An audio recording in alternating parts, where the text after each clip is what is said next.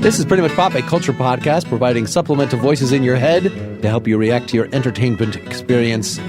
Today we're discussing Pixar's Inside Out. The film's written and directed by Pete Docter, released in 2015 and 2024. I'm Mark Lintonmeyer, who, qua philosopher, feels unrepresented by these films, given that there's no internal avatar of reason.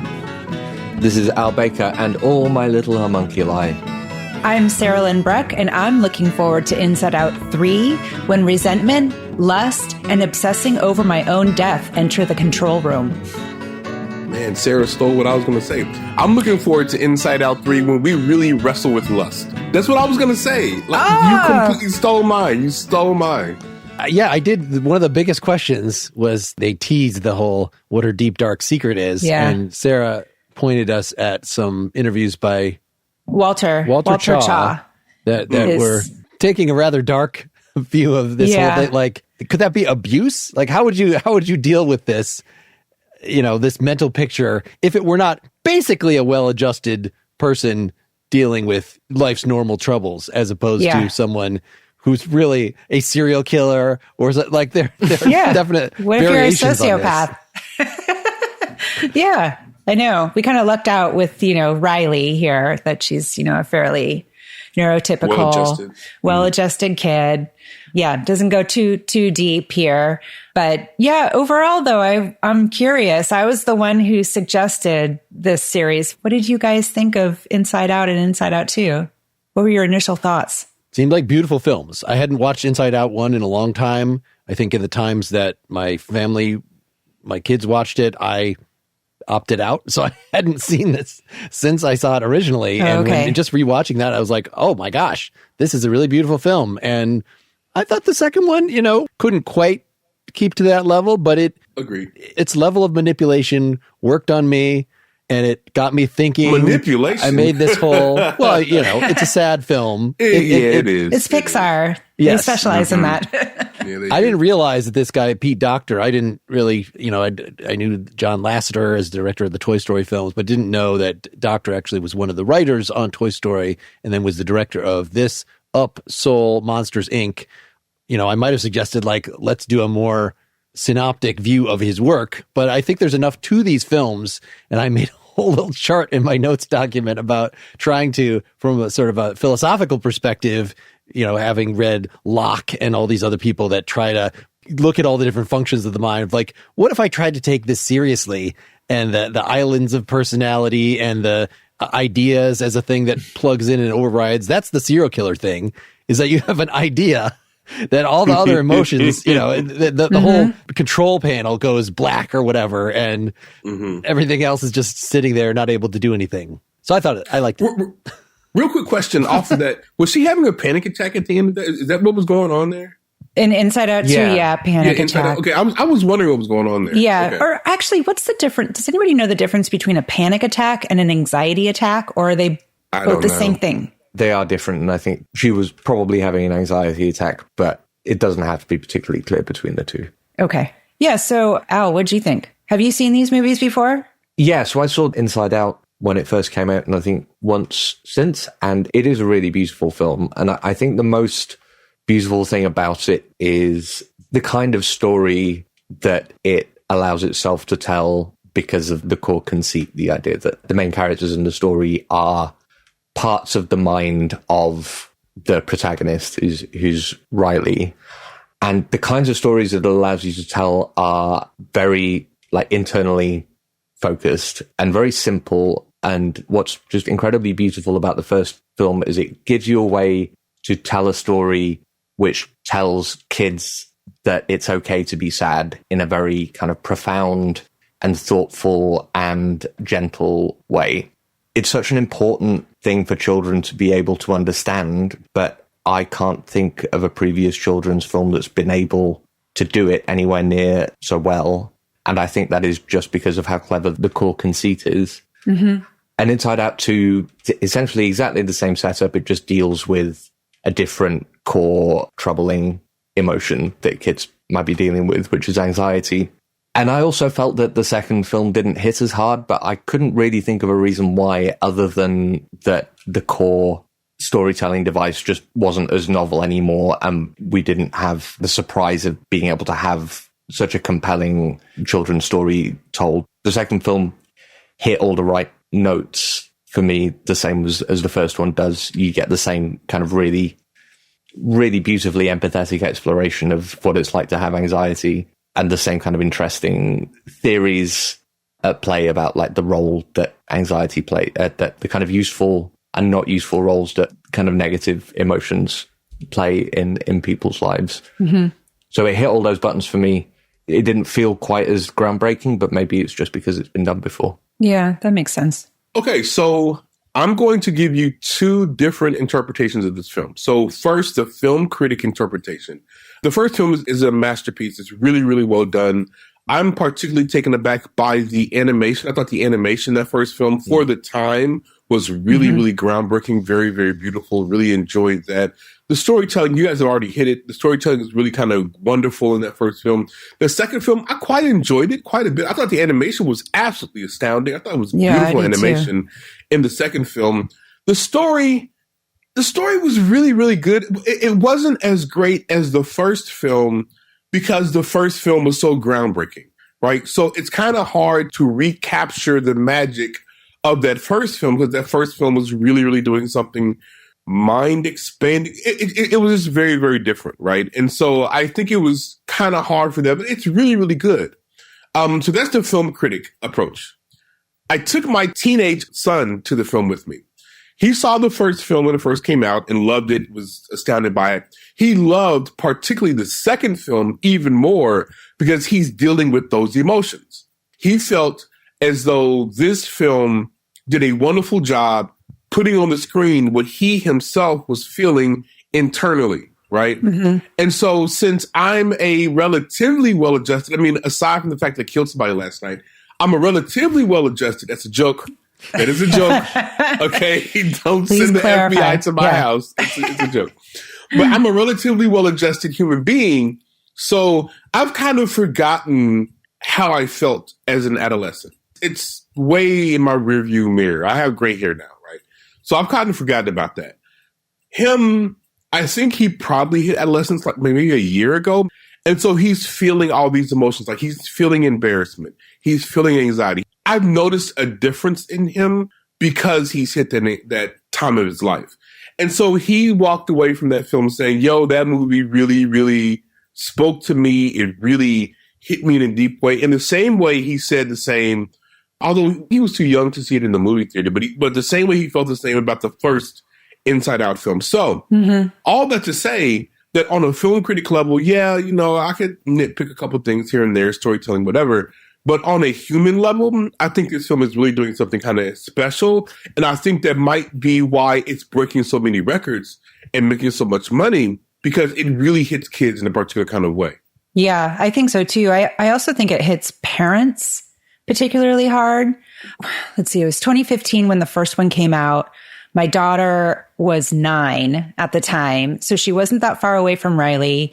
And that movie, when we first watched it in the theater together, I felt like I was just as gobsmacked by that movie as my kid was. And then we all watched it. We sat around and watched it again after we also went and saw Inside Out 2 together.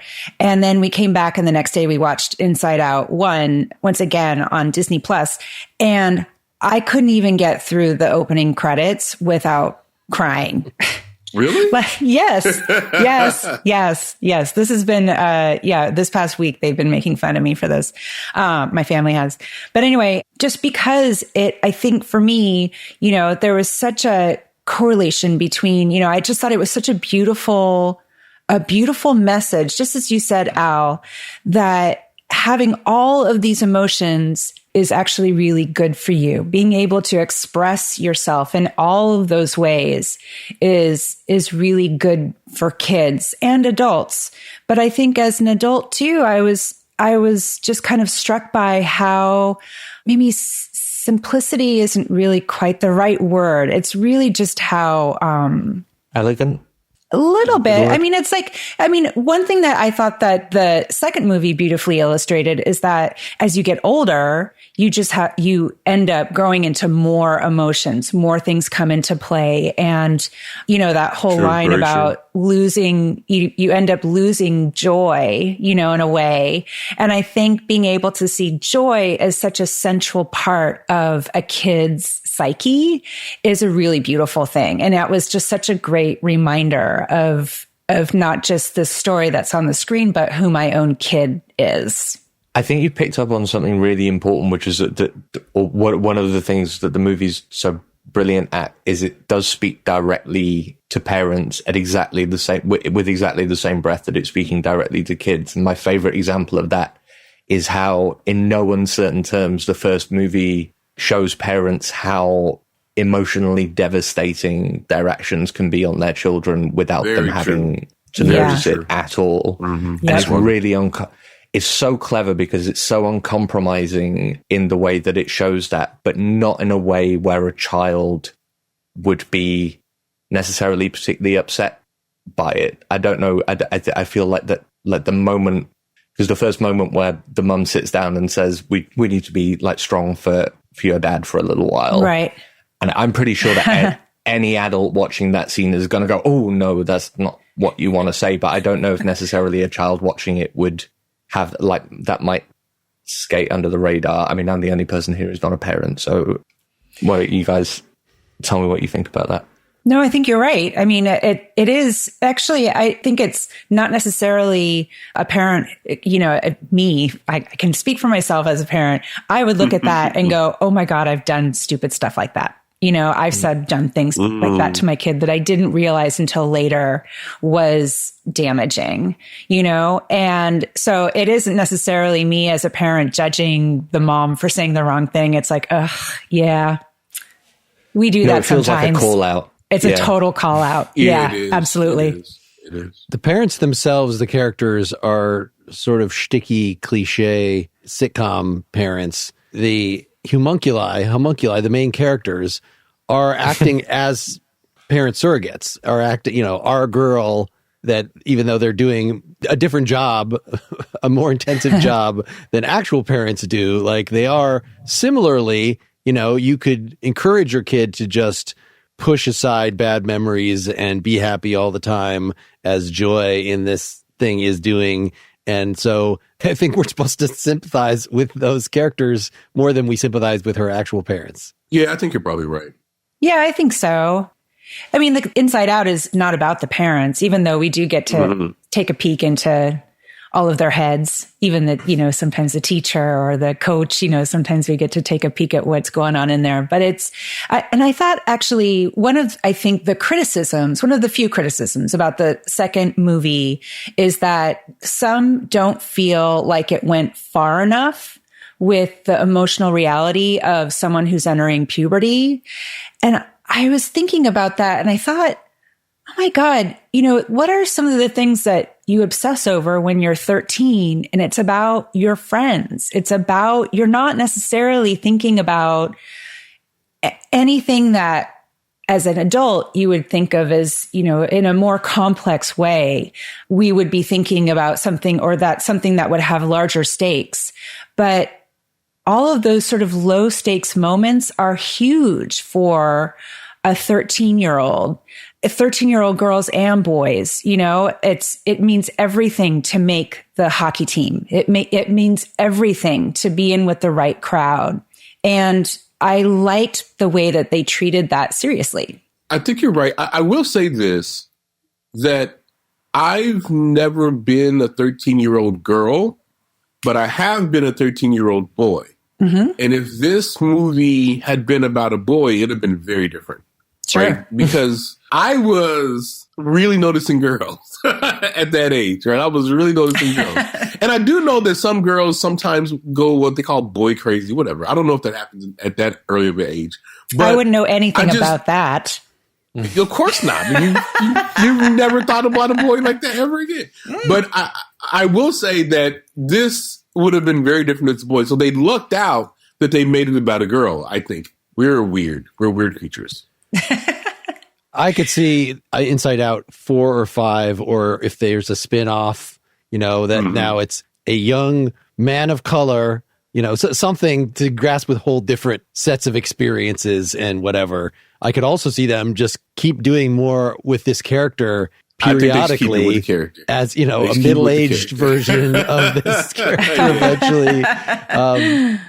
There's interesting things to be explored. I mean, the possibilities for the Inside Out cinematic universe are endless, right? But I don't think they want to go into an NC-17 rating. I think they want to keep it a good PG. I don't think they want to go too far.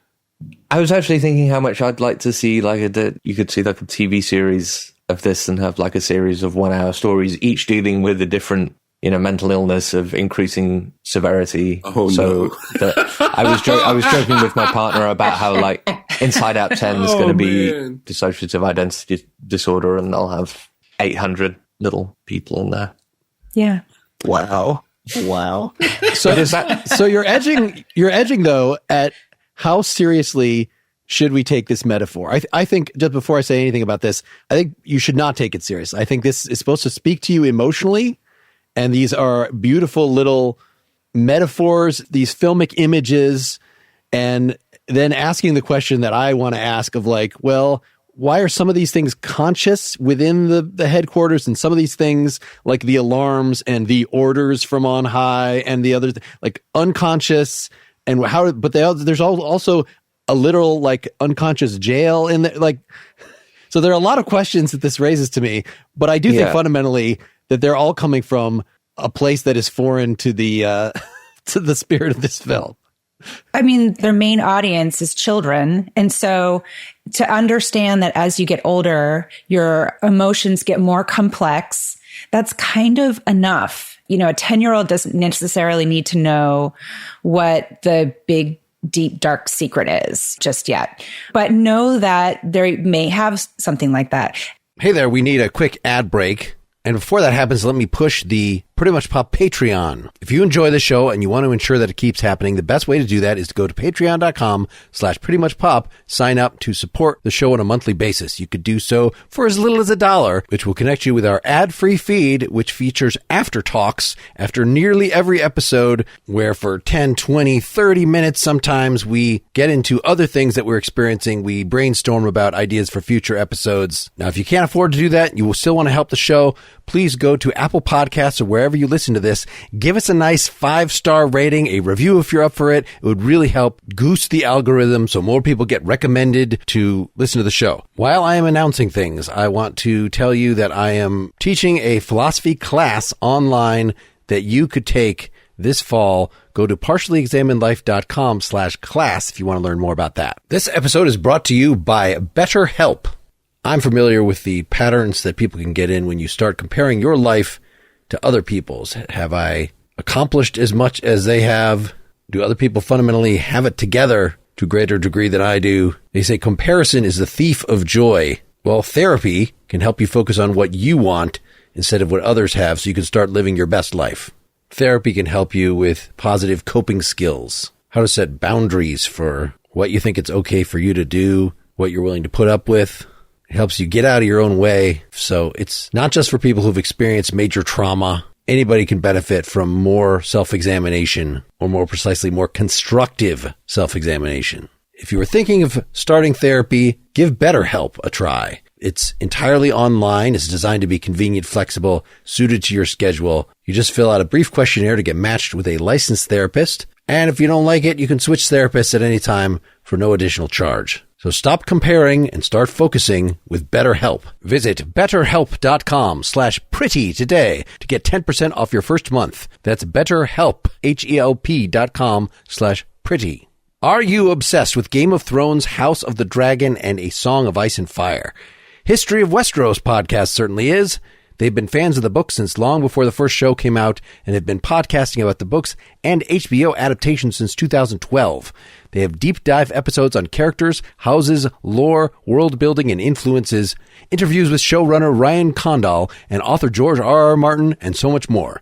If you're looking for a complete immersion into all the nerdy details, you can find History of Westeros on any podcast platform, as well as YouTube, or go to historyofwesteros.com to find links to all their content. Can we talk about spoilers just yet?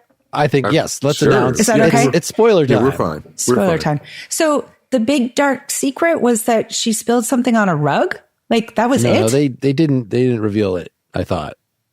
No, it was after the credits. It was a post-credit scene. It was a post-credit scene, right? Yeah, it was post-credit. And scene. did anybody else think it was that she was gay? I thought that was what it was, only because I had previously thought that the way that she was bashful in front of the cool girl. Oh, yeah. Was a bit crushy to me. And I was like, are Disney actually going to take the big swing on this? Because yeah, I thought all signs pointed toward that. I didn't think about that. I will say I was deeply disappointed by the reveal of what the... Because that's nothing. That's silly. I know. This movie had been so wonderful, and then had this thing lurking in the background, and it was a silly thing. I didn't love that ending. I thought that was kind of cheesy. I guess it was better that I didn't sit through the credits. No, you shouldn't. I mean, it was... I always stay through the credits. Always? Wait a minute. There was a mid-credit scene that was pretty early, and I thought that's them being polite to the audience. You don't actually have to stay here for 15 goddamn minutes while we show you the millions of people that worked on this. We're just going to show you a few minutes of credits and then have the thing. But now, no, they're doing what? At least it two. It is. We got to pay our respects, though. All those artists. Oh, my gosh. I have to go pee oftentimes once movies are over. I don't stay that long. But yeah, I don't know what I thought the secret was. I didn't think gay. That didn't cross my mind. But yeah, I guess the breadcrumbs were laid that it could have been there. I just my mind didn't go there. I mean, that's better than abused by Uncle Carl or something. You know? Oh no! No. I'm really glad that wasn't it. Oh my! I mean, there's still plenty of time for them to chicken out. They're very cleverly not been very specific at all. So, it could be literally anything. It could just be spilling something on the rug. To get back to your earlier point, Mike, about how seriously we should take the metaphor, I guess, and what, the philosophy of mind that the show is putting forward. My most serious, but probably least fair criticism of the whole franchise is that sometimes we're very clearly supposed to take the metaphors that it's putting out there seriously, and they're supposed to be teaching us something very real about the way our minds work. Like with the memory balls, the fact that at the beginning, they're only ever colored by one. And then one of the signs of aging and developing more complex emotional life along with that is that they can, hold more than one color at once. And that says something very important about and clear about what it's like to grow up. But then in Inside Out, one of the key points for joy in solving the problem is building a ladder out of fantasy boyfriends. And I'm not sure if that's supposed to represent any kind of great emotional... No. That's the whole thing. Thought. Yeah, this physical metaphor that in both things, we have to physically get to somewhere else in the mind, even though it's made clear that really a thought could just come up, the way that there really is no space in the mind. So it's just for these characters within the mind, there is something that they have to overcome, and there are contrived mechanical things that, we were going to go there through the island of goofiness, but now that's fallen down for plot reasons. And so we have to take a long, it just seems that you have set this thing up as kind of a cute metaphor, and then you look at it sideways in a way that doesn't metaphorically make any sense at all. But it's just, that's the way jokes are constructed, is that you look at something from a different direction and you play with it. So I respect it artistically. How else, if everything can be just solved by willpower, essentially, or, by if we just think lovely thoughts, that, it would just be a much worse movie. Yeah, I mean, just plot-wise, you have to have some fun and silliness, and there's plenty of that, and it can't all be... And they need to be able to change location, too. So you have to be able to get Joy out of that control room at some point for some sort of random task and have her figure out how to get back. But it's not particularly deep. No, it's not. I talked to a friend of mine who is a philosopher of mind, about Inside Out 1, Inside Out 2. I thought it was going to come with like some deep something to the discussion and your minds be blown. And she just walked away and said, don't think about it in that lens because this shit don't work like that. Like, I mean, so that's a quote from her.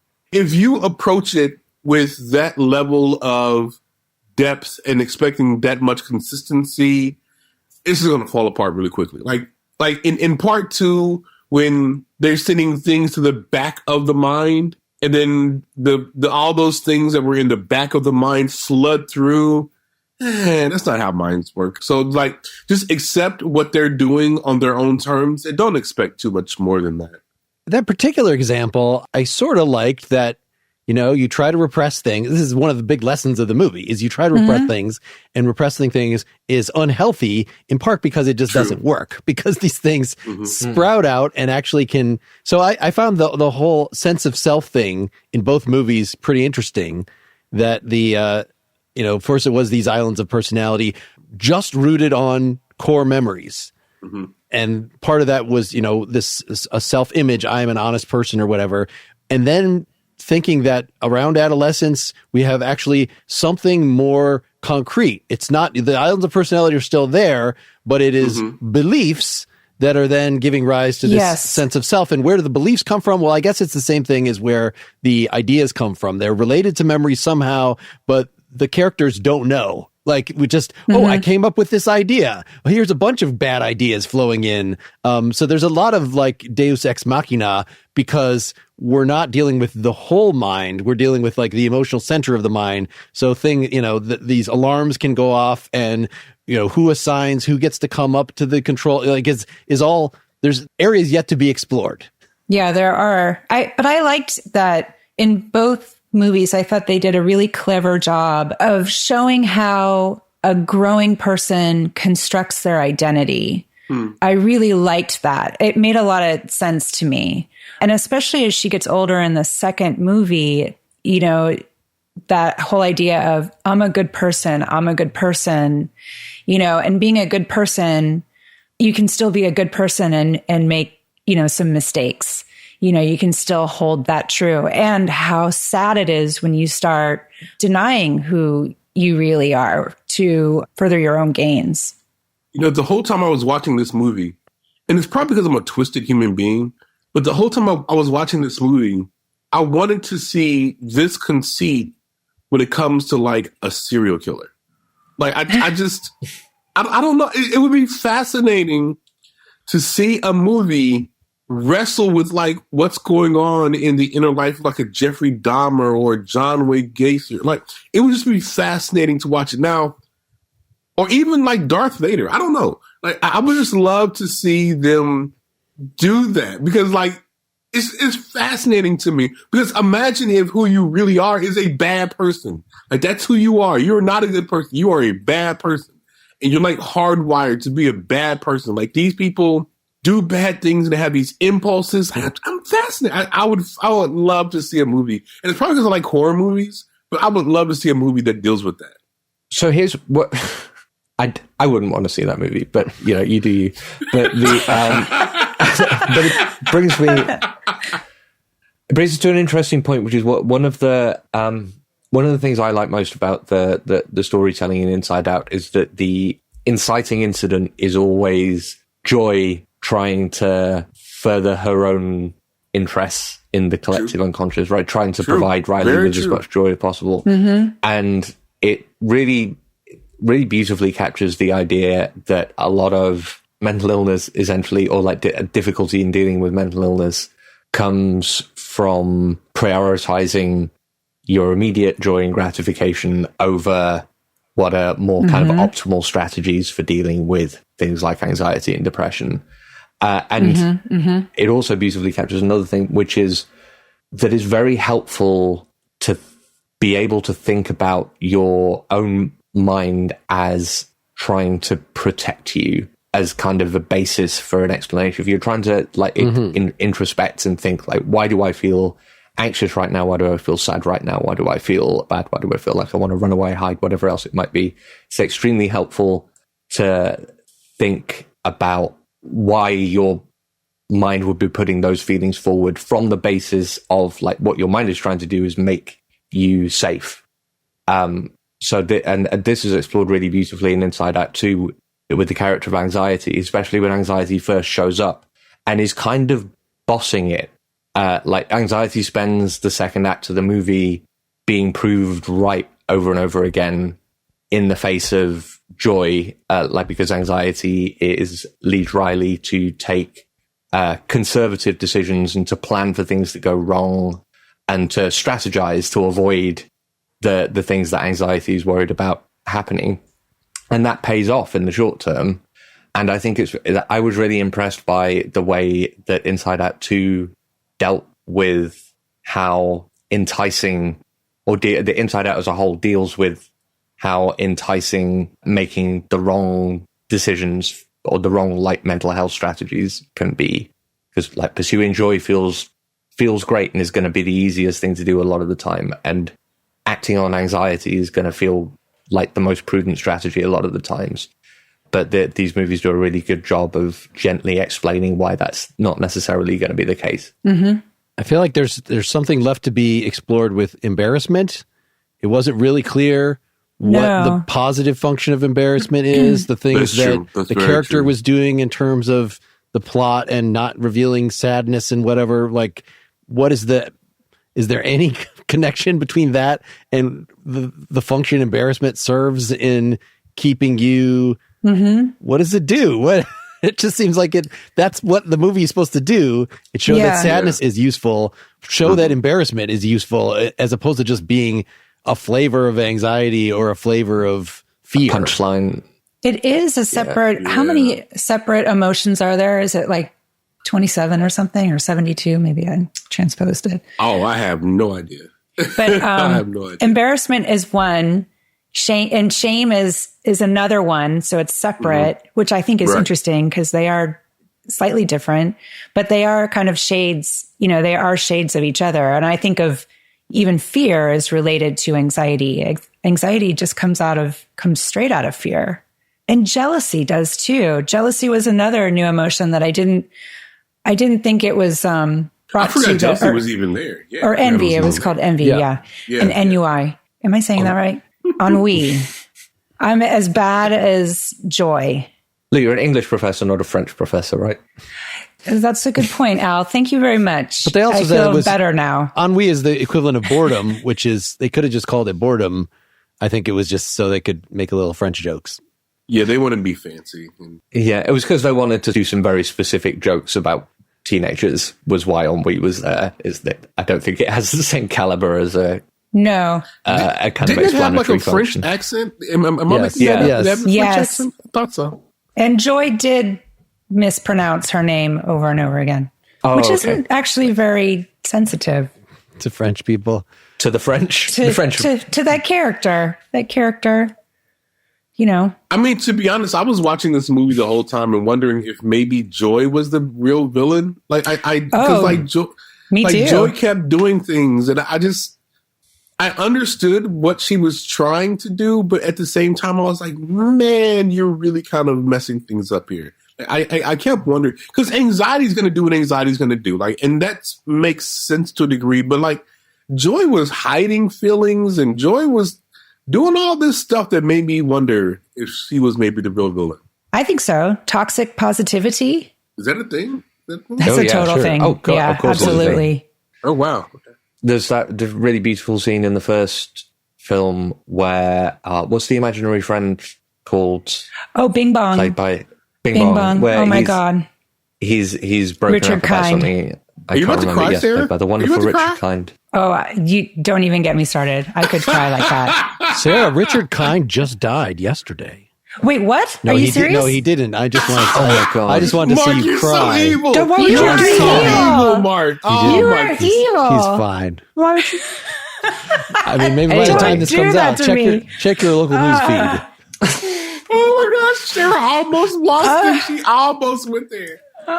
Anyway, the Bing Bong, voiced by the much beloved and very much alive Richard Kind, is he's torn up about something, and Joy is trying to deal with the fact that someone isn't happy, and she jumps up and down in front of him, pulls silly faces, and goes, "Don't be sad. You can just be happy. That's better. Do this."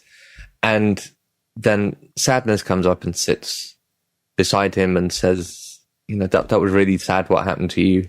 I can't make you happy, but I can be sad with you for a while. And I'm welling up now just thinking about it, because it's... Me too, actually. It's just I know, right? I've been there, man. I've been there. Yeah. That's about toxic positivity and how, like, joy can't solve everything. Why do these movies work on that level? Why, like, just thinking about that scene literally made me well up to like, why do these movies work on that level so well? I don't know what they're doing. It's like, what was that show on NBC that people would watch weekly and cry at? This is us. This is us, and it just does something. I don't know what they're doing, but I think Mark is absolutely right. Upon thinking about it, they're manipulating us, and it works, and we like it. But at the same time, those of us, particularly us here in this podcast, we know they are manipulating us into feeling these emotions.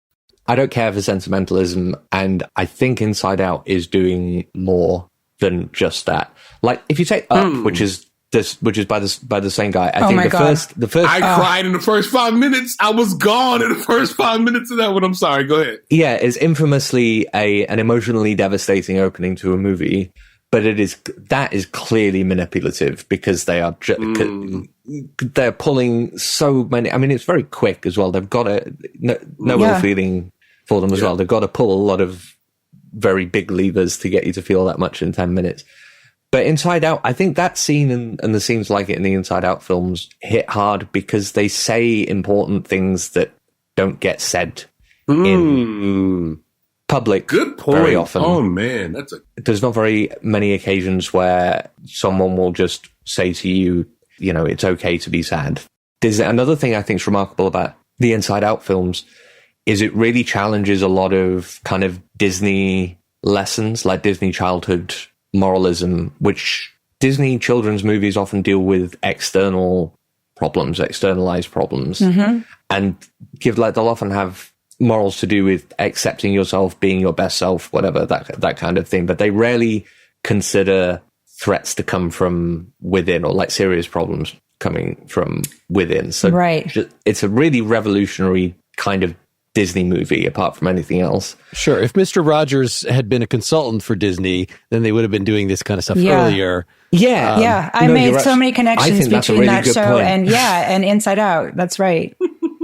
But I think the reason it hits hard is because it's saying something profound and important, which people don't get to hear very often. So it hits hard. It's also, though, a visual medium. So it's like they are so expert at telling an entire story or an entire scene in just a few short seconds. Like I always think of the critic in the Rat Chef movie. What was that? Ratatouille. Thank you. Ratatouille. And the chef is sitting there and he has the Rat Chef movie. So, and when he has that bite of the dinner and it immediately takes him back to his childhood. And instead of just saying that, they show it in all of like 3.5 seconds. And it says everything you need to about that guy. It says everything you need. And I think Pixar, there's no one who does it better than them on giving you that emotional reality in a very short amount of space. I'm sure that has a lot to do with the director, that kind of showing, not telling, especially given the movies that he's worked on before. Yeah. Yeah. It's just good filmmaking. That's what it is. It's good filmmaking. And we're not accustomed to good filmmaking in animated films. So when you see it, it really kind of hits you. Yeah, it's true. I mean, there's not normally. But there is, like, I think it is. It's show, don't tell. I mean, how many times are we hit over the head with, a voiceover giving us backstory that, because they're too lazy to incorporate it into the actual story itself. I mean, I think that's part of what makes Pixar so, because before Pixar, they weren't doing this kind of stuff in animated films. Post Pixar, they are. So if you start noticing there's a demarcation between Pixar and everything else, like post Pixar, now they're doing those kind of things in films. You see it in Despicable Me. You see it in Spider-Man Into and Across the Spider-Verse, all that kind of stuff. But before Pixar, animated films weren't as sophisticated, right? They'd be good, Lion King, whatever, they'd be good, but they weren't very sophisticated as far as the filmmaking techniques. Now they are being a little bit more sophisticated. And that's all Pixar. Pixar introduced that. Do you think it's because they trust their audience? That they recognize that kids are maybe a little bit more sophisticated than we give them credit for? Yeah. Yeah, Pixar certainly does. I was just thinking about Miyazaki because we did an episode of Miyazaki earlier, and his movies often have the same kind of emotional core that Pixar movies do. They seem to feel emotionally rewarding in similar kind of ways. So I wonder if there might be an influence there. Oh, definitely is an influence there. Yeah, I forgot about Miyazaki. He was doing that kind of sophisticated stuff. I'm talking about here in America. We weren't really doing that. Well, these are still, they're not Peter Docter as Svengali that does everything. They are there's a co-director and multiple co-writers on each of these, and I'm sure with the amount of money going into them, there was a lot of focus grouping and let's put in more jokes, let's do it. So one of the I referred to at the beginning, the Walter Chaw reviews, that he says, that they have such a premise that we're supposed to take seriously and supposedly, very, very relatable, honest take on emotional experiences. But then there's just all this shtick. He says it's like Fantastic Voyage or Inner Space, but the things shrunken and injected into the hero are doing Three Stooges routines in there. Yeah, he's not wrong. I don't know that Miyazaki would have quite so much horsing around, and I mean, I guess there's not actual fart jokes, but it's not that far off in some parts of these. No, there is a lot of business in Miyazaki movies, though. There's always soot sprites bouncing around, getting up to hijinks. Sure, but not quite these kind of hijinks.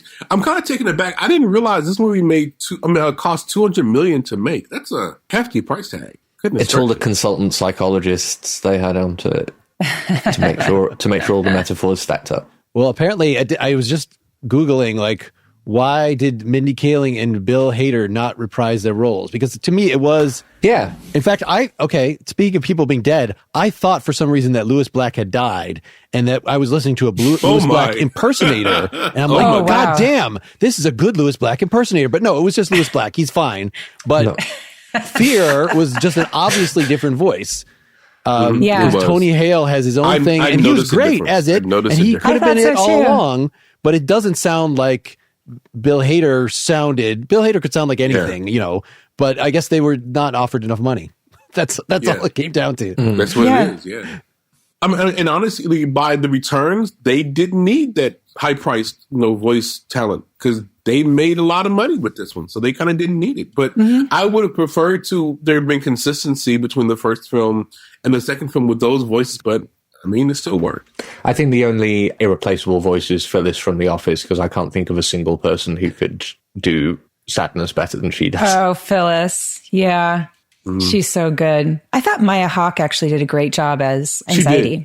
She did do a good job. Oh, yeah. Anything else in terms of these shticky things? So the realm of abstract thought.